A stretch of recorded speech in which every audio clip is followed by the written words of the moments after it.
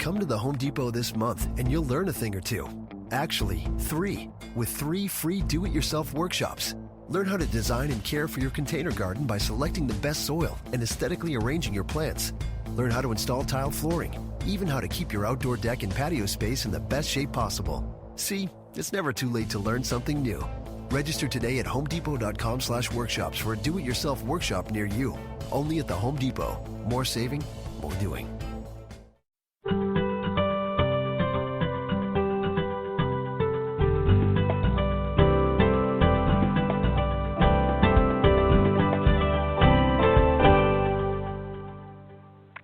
Welcome. This is Creating a Family, talk about infertility.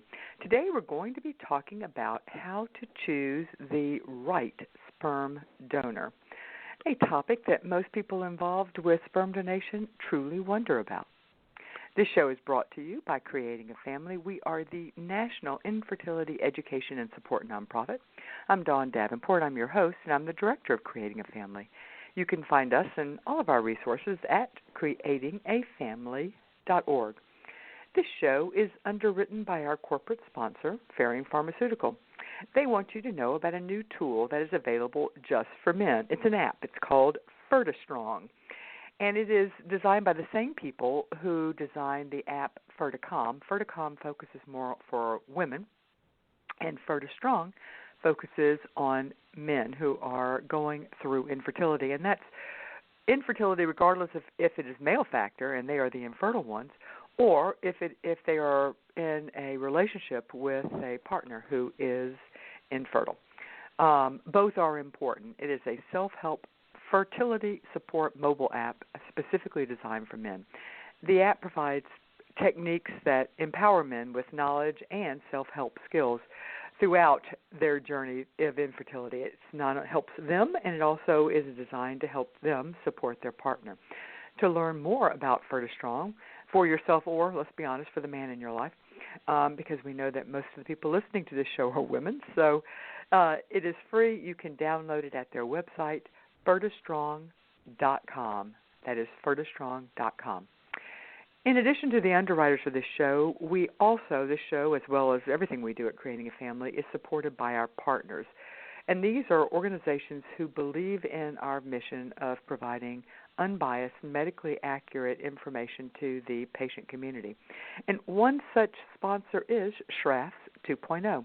They are a specialty fertility pharmacy that believes pharmacy care can and should be remarkable. All of their employees, and that's all of them, from the pharmacist that you're dealing with all the way down to the shipping coordinator, have been trained to understand the stress of fertility treatment and to treat customers with dignity, empathy, and respect. Today we're going to be talking about how to find the right sperm donor. We're going to be talking with Suzanne Seitz, and Suzanne has some unique qualifications. Number one, she's been a friend of ours and has been on the show before. She is a certified genetic counselor, and she's been involved in the fertility field for over 20 years, and she's been with Fairfax Cryobank for more than 10 years. And at Fairfax, she is involved with counseling people coming in on how to choose the right sperm donor. So she is spot on for the person to talk about this topic. We did this show I think 2 years ago, and it has been so popular that we wanted to bring it back. The information is beyond evergreen. It is a great show. I hope you enjoy it. Welcome, Suzanne, to Creating a Family. I'm glad to be here. You know, you and I see each other at the American Society of Reproductive Medicine conference each year, and it's such a zoo that but we never get a chance to talk. So I'm really looking forward to actually having an hour of your time to pick your brain and talk with you. This is a topic that we get a lot of questions on. I think there's a lot of confusion. The other thing that I find really interesting about sperm donation in general is I think there's been a shift, or at least we certainly have seen one in the last 10 years or so. So what shift have you seen? Who are the primary people now that you see using sperm donation? That's very true. There has been a shift in the clients that we see who are buying donor sperm.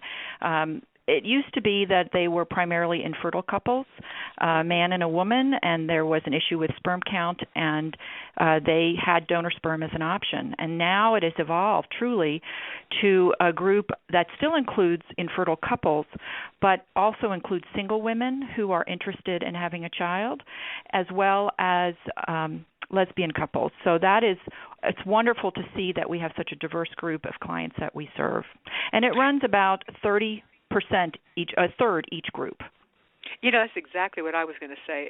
That and you would have done. I'm sure your numbers are better, but anecdotally, what I see from just questions we're getting, and the people who are talking about it, it's about 30, or thereabouts. Yeah.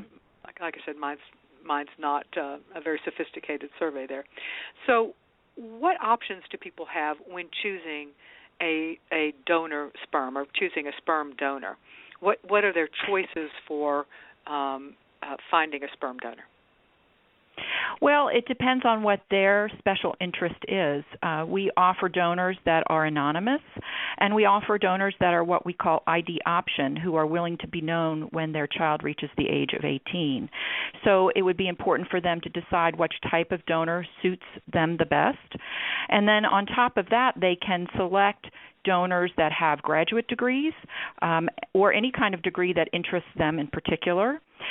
They can look for donors that have specific physical characteristics, certain ethnic backgrounds, whether or not they have an adult photo available. Listening to their interviews may give them insight on the donor's personality, their personality testing results. So it allows them to really choose the kind of donor they want and then investigate further by looking at the profile information that's available online. Do you see more people going for the ID, the ID option choice now? Well, I think the ID option donor, for people that want an ID option donor, it's an absolute, that's what they want. But we do see quite a few clients, probably the majority of clients, who are either focused on the anonymous donor or are willing to choose an anonymous or an ID donor, depending on which donor they really like. So it is not that everyone wants an ID donor. It's truly people want an anonymous donor. Perhaps that's the way they want to structure their family, is that's the type of donor they choose. And then some people absolutely decide that an ID donor is what they want. But we have many people, probably half of our clients, that are willing to accept either based on the donors that they are investigating and like. And so for they're prioritizing other factors over ID. Gotcha. Okay. That's exactly right. We have a question from Leslie. She says, my wife and I are thinking about using either her cousin or a really good friend to donate sperm for me to get pregnant. I guess my question is pretty general. What should we think about or do if we were going to use one of them, and what kind of testing would they have to go through?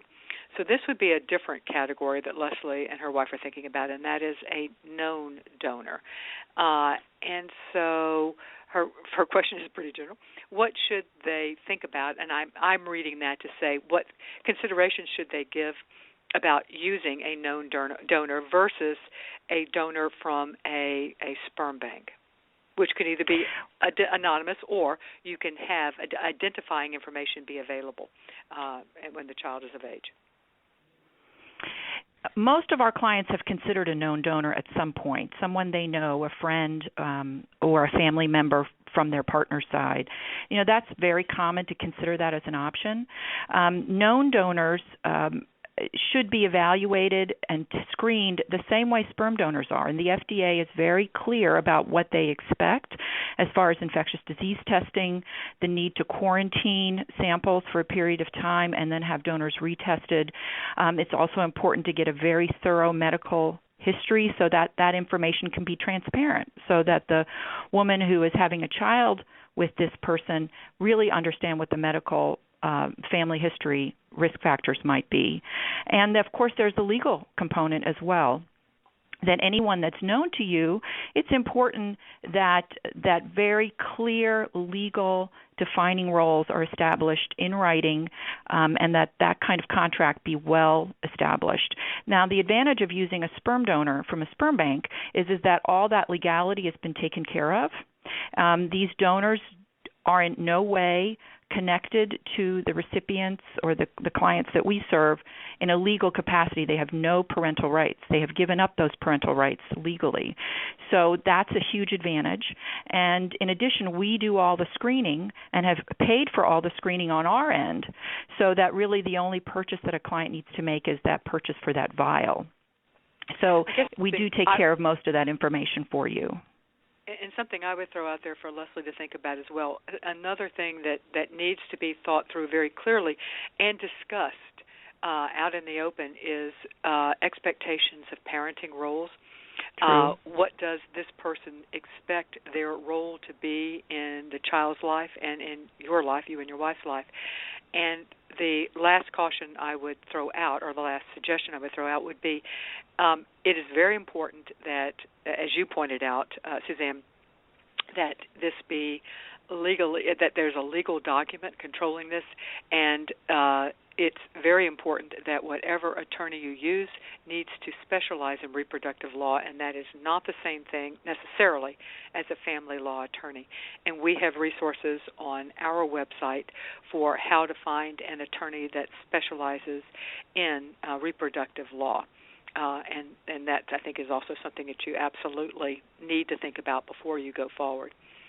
And in addition, every state has different rules and laws, and so it would be very important to not take the general view, but really find out specifically what's going on in your state.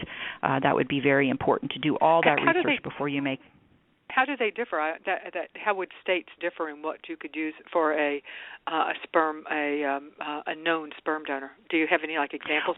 Well, an example would be if you did an at-home insemination with a known donor. There are differences in how that can be viewed legally versus doing an insemination through a physician's office, and that there are different rights that those biological fathers may have in those circumstances.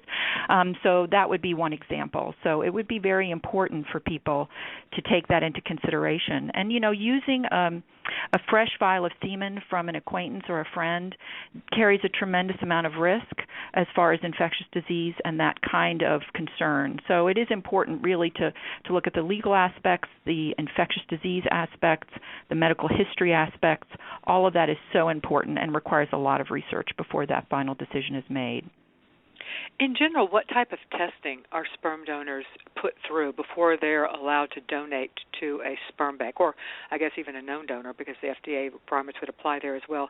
But what things are they tested for? I guess we would all assume sexually transmitted diseases would be included in that, but in addition to sexually transmitted diseases.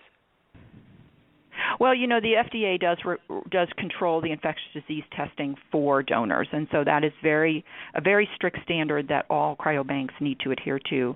In addition to that, there is genetic disease testing that is done, and a lot of that depends on the ethnic background of the donor. So, for instance, if someone is of Ashkenazi Jewish descent, there are a panel of Jewish diseases, and those diseases differ by sperm banks. We do 14 different diseases for our Jewish donors, and that's really important to rule out diseases that happen more frequently in that particular ethnic group.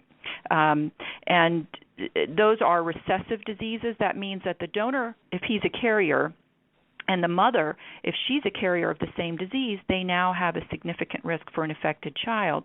For instance, Tay-Sachs disease might be an example. So it's really important to minimize those risks as much as possible.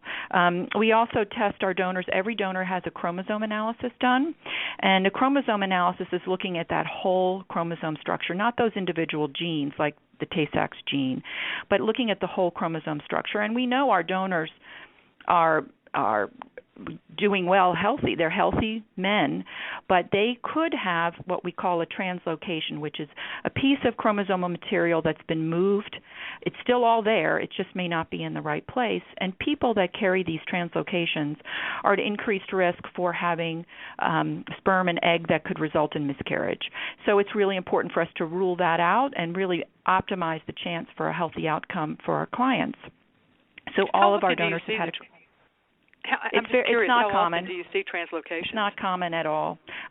Maybe one donor a year is excluded because of that. I mean, those donors are not on our are not available to our clients. They don't make it through the screening process. Right. But it is important because if those donors would be someone who had a translocation would be inclined then to produce sperm that could result in miscarriage. Mm-hmm. And we wouldn't want our clients to undergo that if it wasn't necessary. Or even less likely to conceive. I mean, some translocations correct. Is conception as well. Yeah. Correct. Yeah. So we do cystic fibrosis screening on all of our donors as well, and our current donors are having 130 mutations studied and evaluated, and if they're negative, they can proceed through the screening process and be a donor.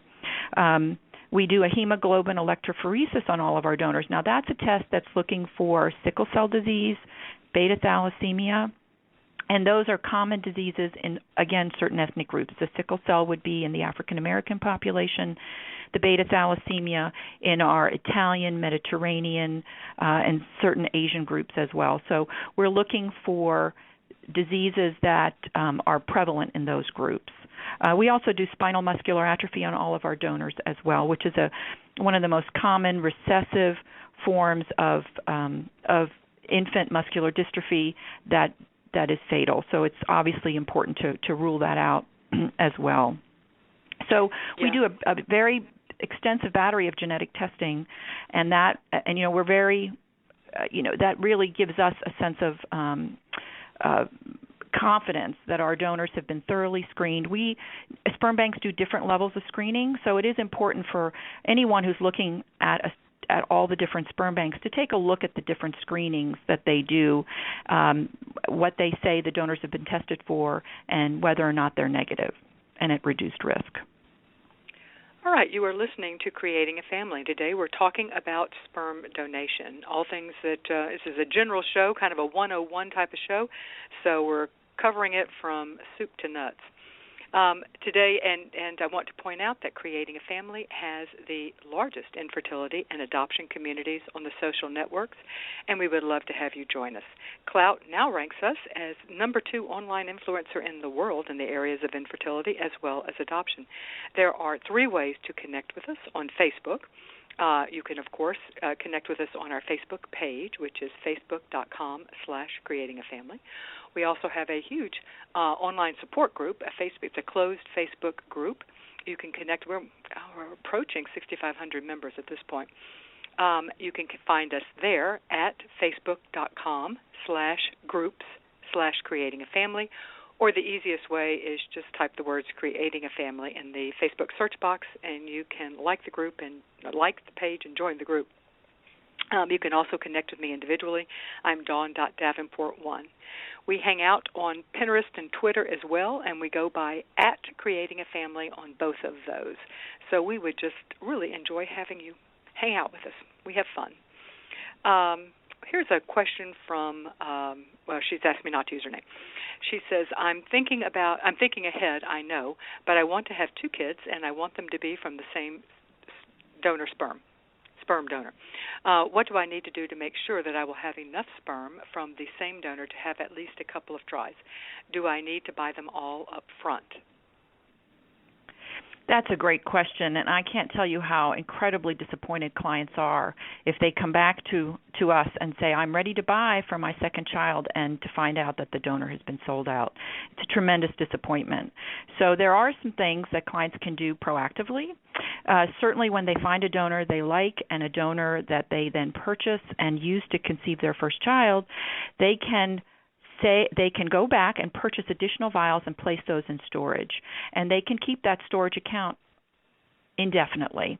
And any vials that aren't used in a future pregnancy can be sold back for 50% credit, as long as they haven't left the sperm bank. So that gives them an insurance policy. Those vials can be kept in their name, and then they can use those in future pregnancy attempts.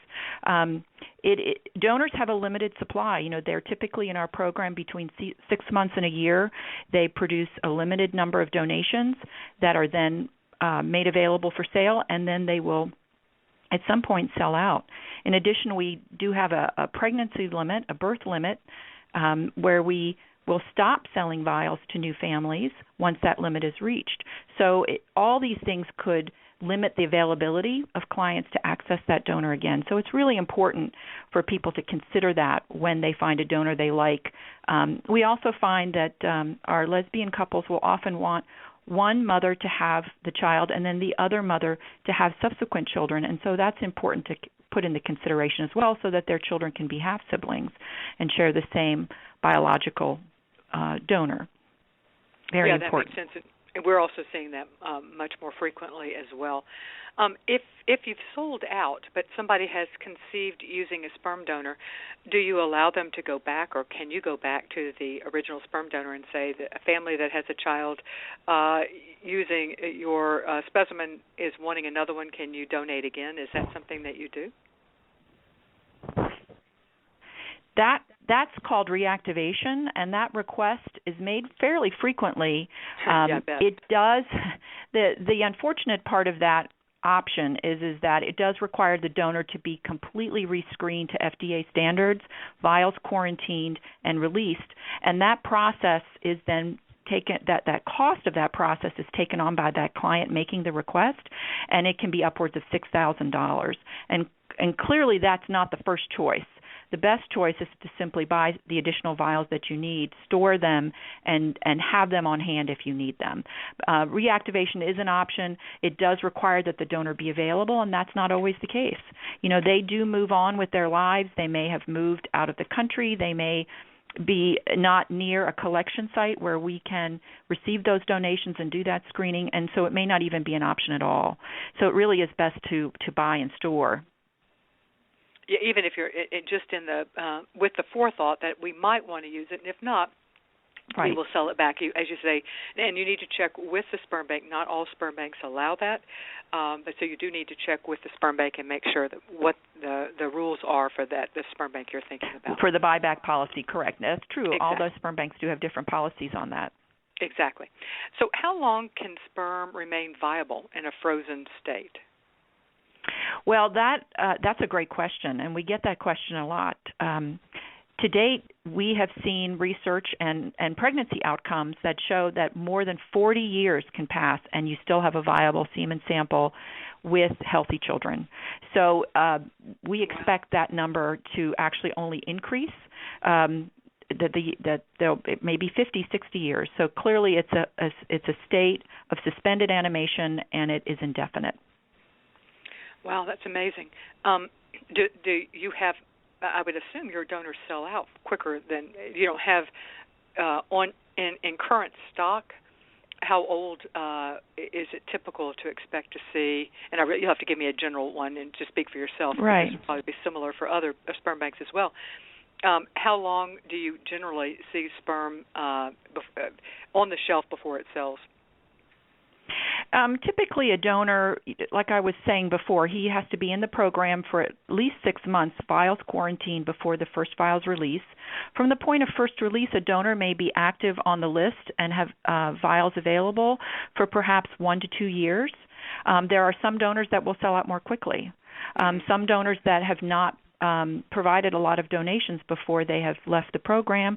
Some donors have provided more donations. So it does depend on how many vials we had to start with to sell. That makes sense. And clearly some of our donors are they sell out more quickly than other donors for whatever reason it might be that they have a certain. We're going to talk about that in a minute. Yeah, okay. I guess that's a topic that I think is going to be kind of a fun, because it's a peek behind the doors.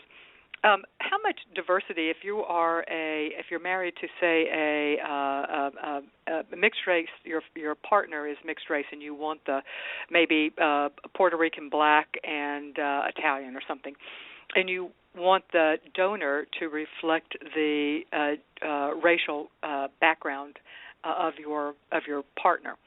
How much diversity is in your donor sperm pool, basically, is what I'm trying to get at. Well, it's a huge priority of ours to find donors from diverse backgrounds. That's really important. We know that clients want that. And so we have many donors of countless ethnicities on our website, and you can actually select a specific ethnicity, and those donors with that in their parents' heritage will appear on your short list. So there is a way to search lists for that particular desire. Now, the more qualifiers you put in there, the shorter your list will be. So if people remain somewhat flexible, they will be able to have more options. And that list also changes. We're constantly putting up new donors, 10 to 15 new donors every month. So even if you may not find that ideal donor in January, if you come back in February, there's a whole new group of donors that you can look at. So that's always an option too, is to have your search go on for a number of months. You are listening to Creating a Family. Today we're talking about sperm donation. I want to take a moment now to tell you about a few more of our wonderful gold sponsors whose generosity allows us to bring you this show. We have the law offices of James Fletcher Thompson. They are a South Carolina firm committed to adoption and assisted reproductive law, including providing a gestational surrogacy matching program, as well as legal services for independent surrogacy, egg donation, and embryo donation. We have Manhattan Cryobank. They are dedicated to helping clients have healthy babies by analyzing a client's DNA in combination with the DNA of prospective sperm donors to provide the client with a personalized catalog of safer donor matches. Who is Suzanne Seitz, yes. I should add, is our guest today. She is a genetic counselor and has worked for Fairfax Cryobank for many years. Suzanne, who is a typical sperm donor? I think we all have in our heads that it's a medical student paying his way or working his way through medical school. I suspect it's not exactly that anymore, that might be an outdated myth or stereotype. So who is the typical sperm donor? Well, we certainly do have donors that are in college pursuing a degree. Absolutely have a healthy number of donors that are in that category. But we also have young professionals that have graduated from college and are in their careers. We have a number of our donors who are married, who have children, and they're really motivated through personal experiences to help other families have children. So we have quite a mix of donors. They range in age from 18 to 39, and on average the donors are in about 22 to 24-year-old range. So we have quite a range of donors from different backgrounds. 22 to 24, that was going to be my next question. Yeah, okay, that's interesting. Okay, let's ask about the availability of pictures. That's something we hear a lot of. And one of the questions we have, it's a convoluted question, so I'm not going to read it, but basically, why are pictures are available for some? Why are adult pictures harder to come by? What should they expect? What should somebody considering sperm donation expect as far as pictures? Well, most sperm banks offer childhood photos of all their donors, and we do that as well. It's truly a wonderful way to look at a donor at first glance and see if he's somebody that you find appealing. Often people will make that emotional connection with that childhood photo. So childhood photos are relatively standard, and it's really a wonderful way to connect with the donor initially. We do have about 130 donors on our list that have offered adult photos. And that means that they can either provide just one adult photo or even a series of photos that go from childhood all the way through adulthood. We call that a lifetime series. And the donors have made that available, but we do ask our clients who are viewing those photos that they keep those private. So that is the understanding between us and our clients is that those are really informational. They're not to be shared. They're not to be publicly displayed or used in any way to identify the donor. So we have that understanding with our clients. And these donors as adults can provide, especially these adult photos that are available, really provide clients who find that really critically important, a very important piece of information before they make that final decision. People that like adult photos want to see adult photos, and for some people it's really not that important, but for people where they want to see that, it becomes critically important.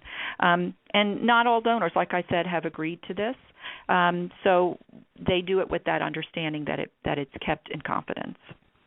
And at least at Fairfax, and I think other banks as well, you can search for donors who do have. So if that's something that is vital, that's vital to you in making your decision, then you need to search for limit your pool of people you're searching through to just those who will have agreed to provide it, and that's an option.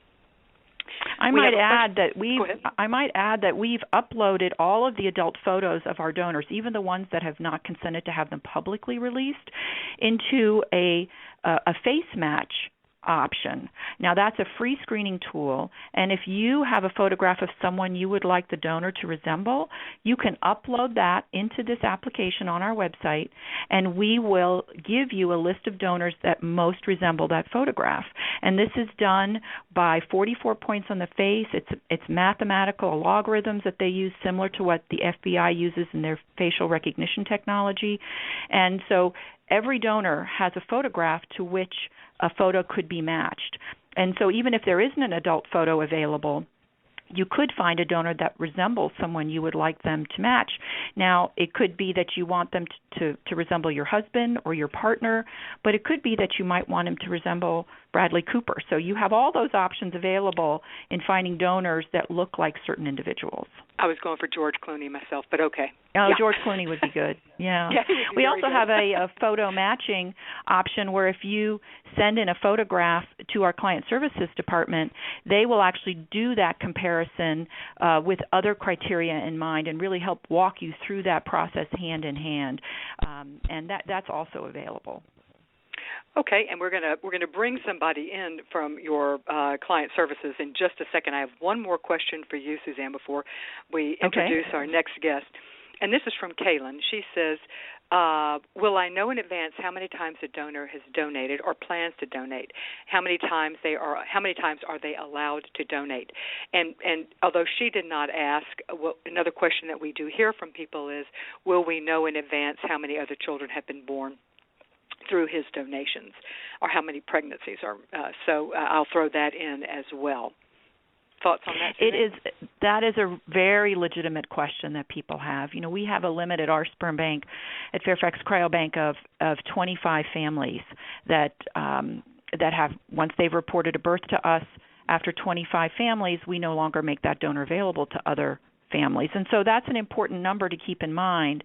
And if you're looking at a donor and you want to know what his family number is, we can share information with you to help you with that decision as to whether or not you want to proceed with that donor. But that information is available. You would need to call into client services and let them know which donor you're specifically interested in. And we also will show when a pregnancy has been accomplished with that donor. And so that's important information. We know that clients want to use donors that have proven pregnancies. That's so critically important. So both the pregnancy information and the family number information is accessible through client services. And speaking of client services, let me bring in our next guest, Cheryl Davenport. She is the Director of Client Services at Fairfax Cryobank. Welcome, Cheryl. We've got the more what are people thinking, how are they choosing type of questions that we've saved for you. So welcome to Creating a Family. Well, thank you so very much for having me. I appreciate it. All right. Here's a question. I'm going to just jump in with one, and they did not use their name. So, my partner and I both have doctoral degrees, and I'm not extra sure if this is a he or a she. We really think a child that is highly intelligent would best fit in our family because of the options we would be able to give him or her. How do you assess intelligence in donors, and can we pay for an IQ test? So that's a very good question. And one thing that we have as far as our donor search is concerned are, as Suzanne mentioned, our graduate donors. So those are a group of donors that have graduate degrees, and a lot of people that are looking for similar backgrounds and education levels will immediately start their search by looking at just the list of graduate donors, because that then helps them know that they've got that level of education, moving just into the process to get started.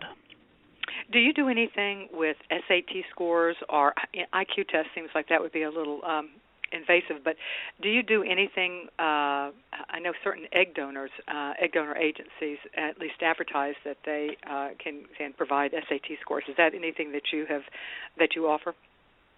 Yes, actually it is. We have all of the donors' information in their personal profiles as it pertains to their school and any SATs, ACTs that they've taken. So all of that is actually listed right in the donor's personal profile, so that way you'd be able to further investigate and make a final determination as to whether or not that would be the best donor choice for you based upon those different scores.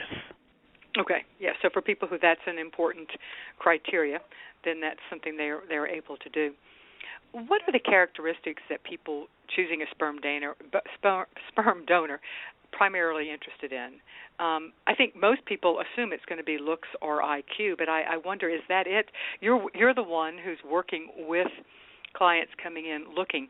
So what are the characteristics just in general that you see people prioritizing? So I think it really depends upon the client that's coming into the process. Is this a single woman? Is this a married couple, a same-sex couple? A lot of people in a relationship are looking for characteristics that match the spouse who will not carry the child. Single women will come into the process, and a lot of those clients are looking for adult photos because, they're going into this process alone and they want to be able to get as much information as possible about the donor. So I think people really just start with the very basic information, trying to decide what's most important.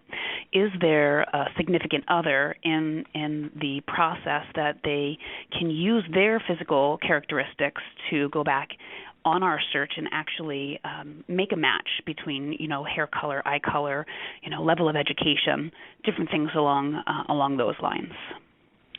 You guys, and I think some other sperm banks, have the ability to do a facial recognition type where you put the picture of the person that you're seeking, a donor that resembles in. Do you find that people are generally putting, if they're in a relationship, a partner? And if not,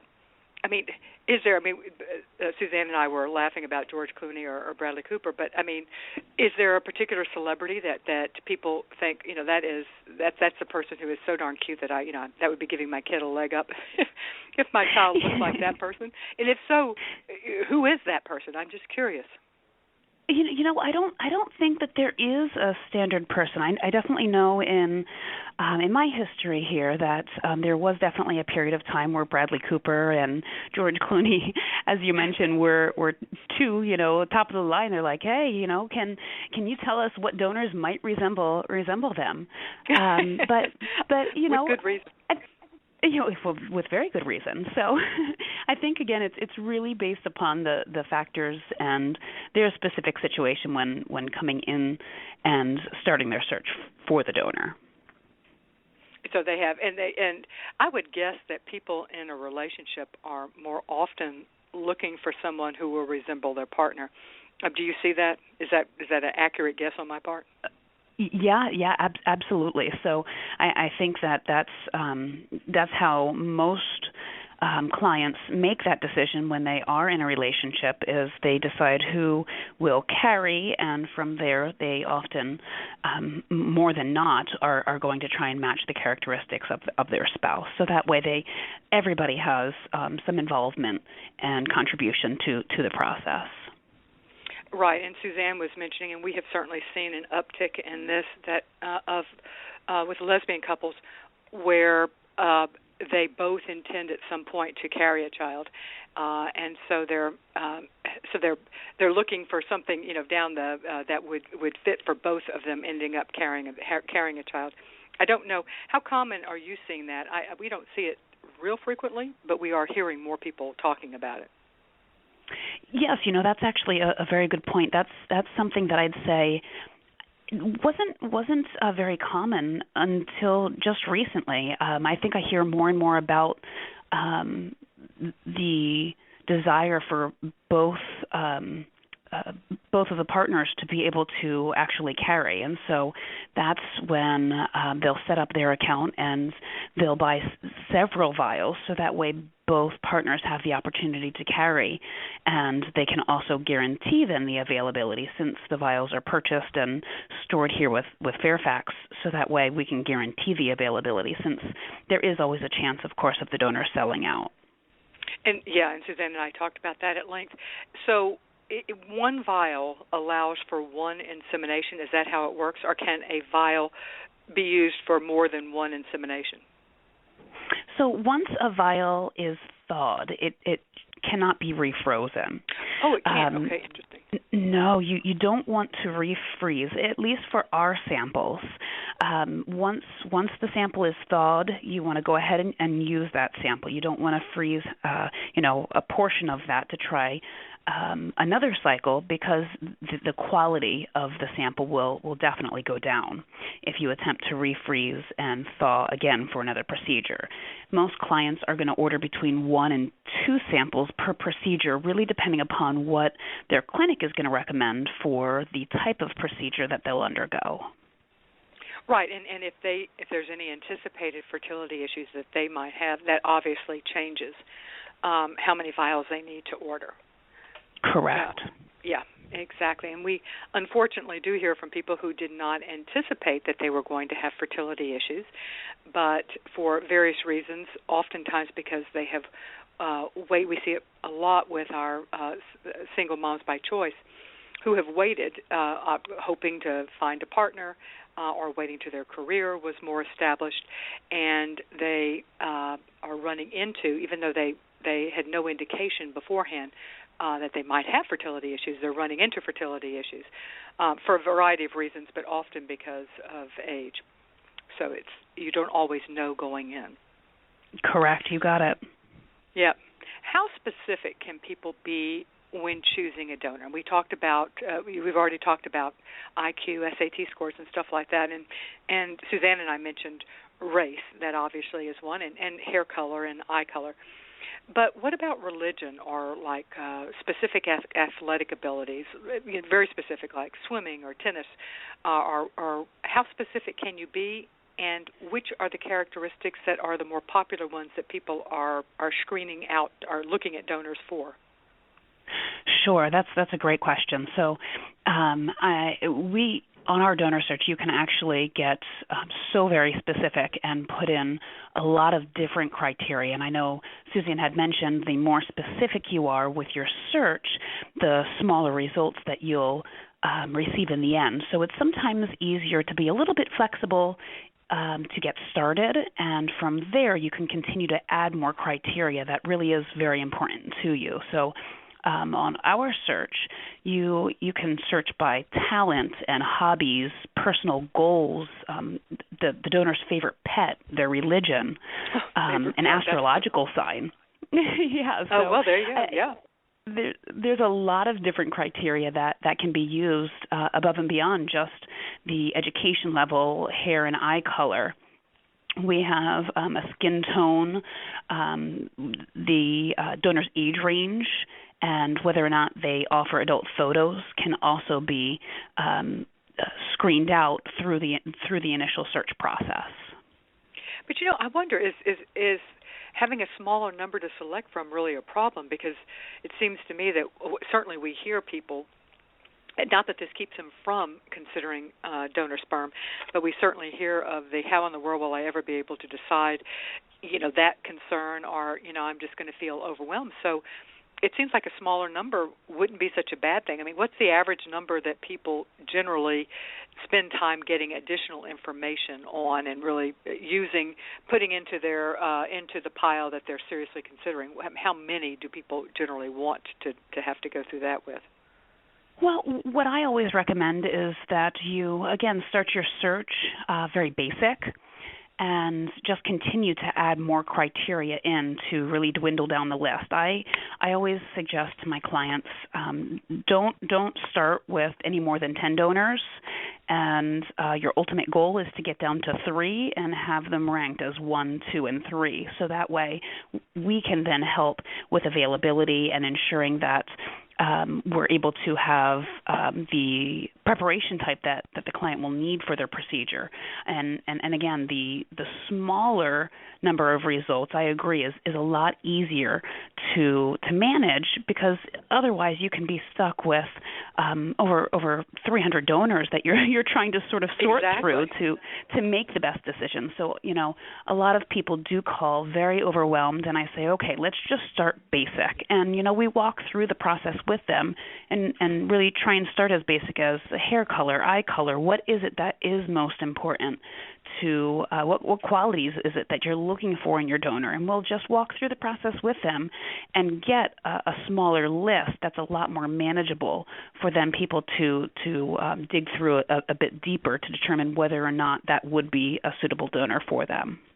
Because you really can't. You just become overwhelmed. I mean, there's no way that you can make an educated assessment on 300. I mean, there just isn't. There's not enough time, and that would just overwhelm you. So, 10 would be, I like that.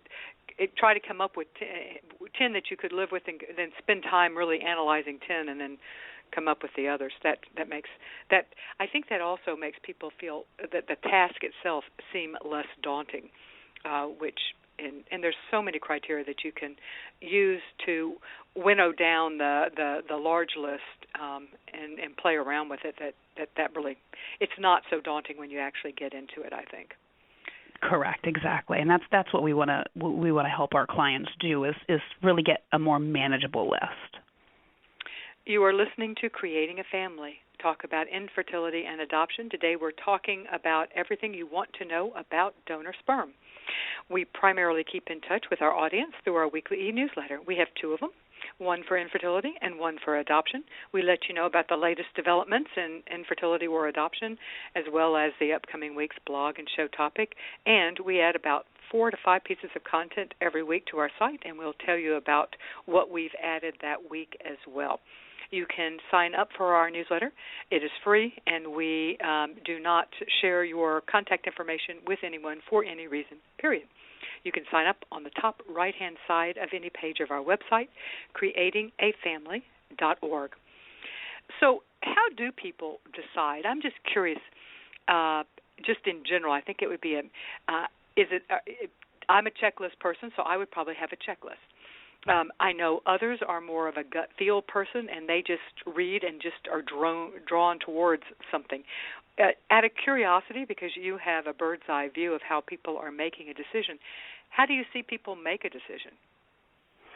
I think for the most part, as you said, it's really the checklist, and that's what we in client services try to work with the clients to create, is the ultimate checklist. A lot of people will contact us and say, okay, I'm getting started, but I'm not even sure how to get started. And that's when we help them formulate that checklist, so that way they're able to really determine what is most important and what qualities their donor must have in order for them to be the right donor. And again, once we're able to get that list made, then it's a lot easier to manage the search and really dwindle down the number of donors to have to read through the profiles and make that final decision. I think that for a lot of people, it is the intangibles that would be important, their personality, whether they're kind, that type of thing. So how do you tease out something that nebulous? Yeah, that's actually something that we do offer is what we call our Kiersey testing, and that is a personality test on the donor. So you have the ability to go online, and once you've got your shorter list of donors, you can actually order the Kiersey personality testing, which will give you better insight on the donor's personality. And you would even have the option to take a Kiersey test yourself, so that way you can see how the test works and, just even compare the two against each other. A lot of people find that very important in the process. So we'll typically suggest the Keirsey testing, and we also have donor essays where the donors, will be able to answer a series of questions, and that can also help sort of help our clients make a connection on a personal level, in reference to their personality and how they answer these different types of questions. So for single women, be they straight or lesbian, who usually helps with the selection process, or do most do it by themselves? I think in this process, there's not very many people that actually make the decision by themselves.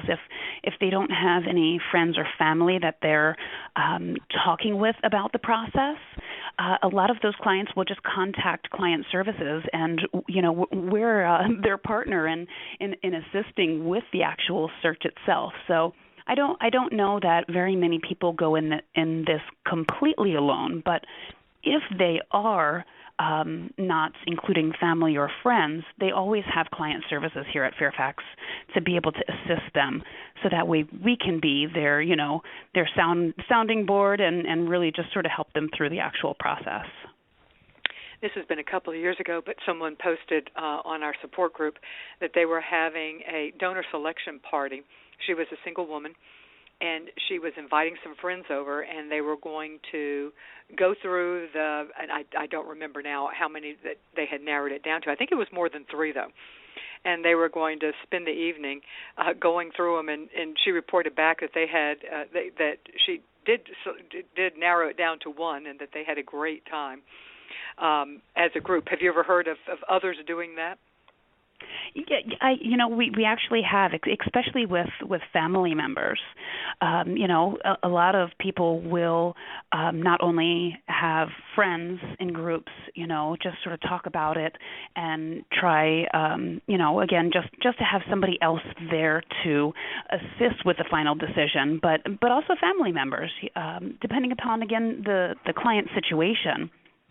I think that it's always helpful that they are able to actually go to the search together, and they have somebody to help them through the process. And, just in general, having somebody else go through something with you is very beneficial.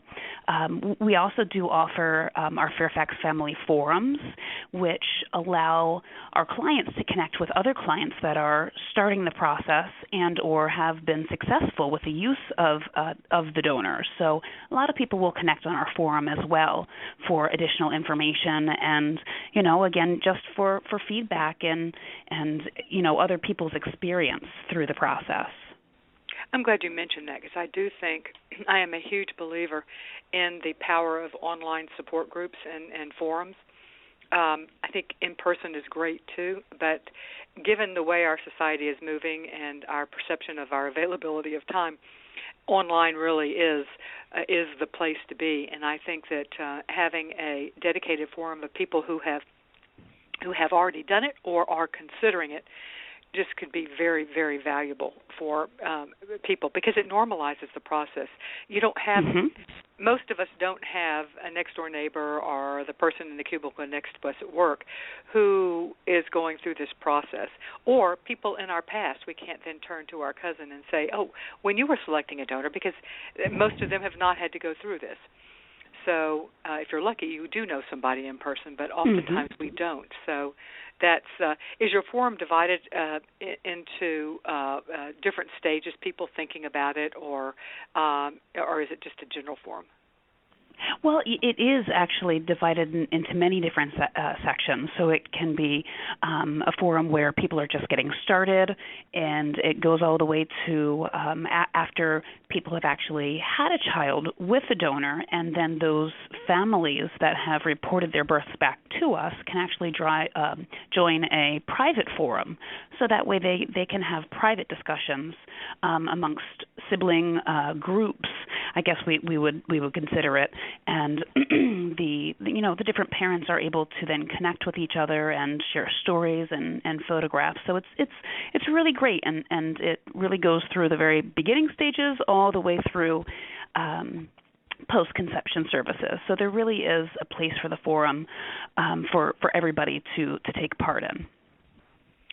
So there will be for Donor X, there will be a forum just for families who conceived using Donor X? Correct. You got it. Gotcha. Interesting. And how popular are those? How many people reach out to connect with families who have conceived using the same donor? There are definitely a lot of families and a lot of different private forums.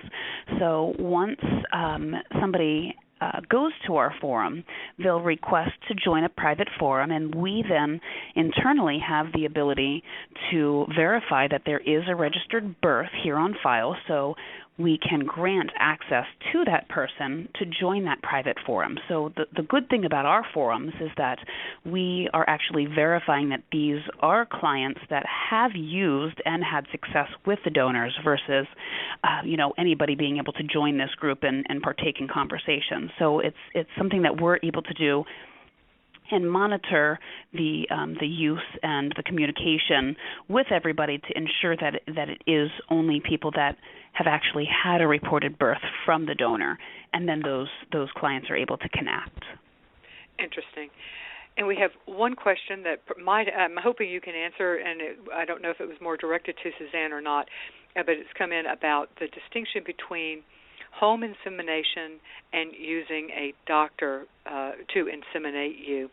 And the question, I'm reading it pretty quickly here, but the advantages and disadvantages of both, and it's a lesbian couple who I believe would prefer to do home insemination, and they're trying to figure out what the disadvantages of a home insemination would be. So any thoughts on that, Cheryl? So I think first and foremost, what's important to mention is that we at Fairfax, we're not medical, so we can't provide the tools to perform the procedure or the instructions on how to get the best results from the insemination. So we're going to ask that our clients are all working with a licensed medical professional, and from there that medical professional is able to authorize Fairfax to ship samples to that client's home address. With that being said, the client is then able to reach out to that medical professional and ask the different questions that they'll need to perform the insemination and any tools that may be needed to actually perform the insemination. And a lot of people do prefer to be able to do that in the privacy of their own home. So it is actually something very common here at Fairfax, and we can definitely help our clients through that process and finding a doctor that will assist with shipping to the client's home address, so that way we know that the client can have a positive outcome at home because they still have the advice from their medical professional. And some clinics are okay with this. Other clinics prefer that everything is done in their office. But again, we can definitely assist with this process of either going to a clinic and or shipping to a home address. Does it have to be a infertility clinic or reproductive endocrinologist, or can it be a family doctor or a gynecologist? Probably more. It can be anybody with a valid medical license. So it's not directed just towards GYN or anybody else. So even a primary care doctor could sign off on that document, as long as, of course, they feel comfortable in being able to provide everything that would be needed for a successful insemination. Gotcha. Okay. Let me take one last time to tell you about another gold sponsor of Creating a Family. That is Nightlight Christian Adoptions. They have been a pioneer in offering embryo donation and adoption services to clients throughout the world through their Snowflakes Embryo Adoption Program. They have celebrated more than 400 babies through the birth of more than 400 babies through this program. Today we have been talking about sperm donation. Creating a Family has a lot of resources on sperm donation. It is a popular option amongst our audience and our communities. So you can find that information about sperm donation by going to our website, creatingafamily.org. click on the infertility tab at the top of the home page, or any page actually, and it will take you to our infertility landing page. You can go to our A to Z resource guide for infertility, and then get to access all of our resources on sperm donation. If you've enjoyed this show, please give us a rating on iTunes. We are ranked number 1. We want to keep that ranking. And they utilize our reviews. It is super easy and super fast. It is a star rating. Or if you're feeling magnanimous, you can give us a written review, but either one would work. If you've got iTunes on your phone or computer, just go there and type in Creating a Family, and the rating box comes up. Thank you so much, Suzanne Seitz and Cheryl Davenport from Fairfax Cryobank, for being our guest today on this show. To get more information, you can go to their website. Cheryl, what is your website? Sure. Our website is fairfaxcryobank.com.